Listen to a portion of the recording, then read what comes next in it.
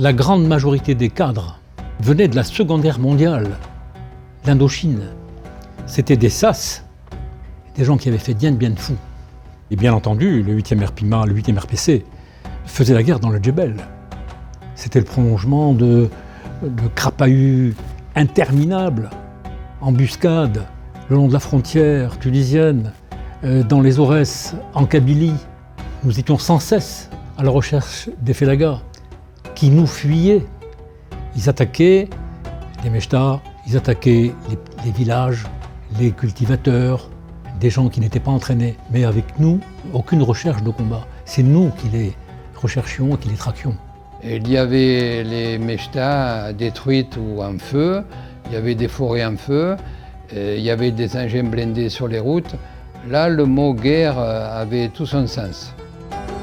Avril 61, on signale au régiment qu'un groupe de 8 hors la loi est dans le secteur. Donc le régiment entame une opération de nettoyage. J'entends le parachutiste Ouedraogo qui crie « Chef, chef, ils sont là !» Et immédiatement, il tire avec son PM et suivi une longue rafale de fusils mitrailleurs qui nous vise dans le buisson où nous sommes avec le chef. Et je vois les buissons bouger, je pense de suite que c'est les Félagas qui descendent et qui vont rafaler tout ce qui se trouve devant. Alors j'arme ma matte et je vise le buisson. Au moment où je vais tirer, c'est le sergent-chef qui apparaît. Et depuis ce jour-là, j'ai toujours dans la tête de dire si jamais c'était les FEL qui étaient vraiment descendus et que j'appuie sur la détente, ou si j'avais eu le chargeur et que je tire quand le chef y sorte. Le 11 février 59, à la frontière tunisienne, où le capitaine Biancamaria, à la tête de ses hommes au cours d'un assaut, a été tué vers les 8h30.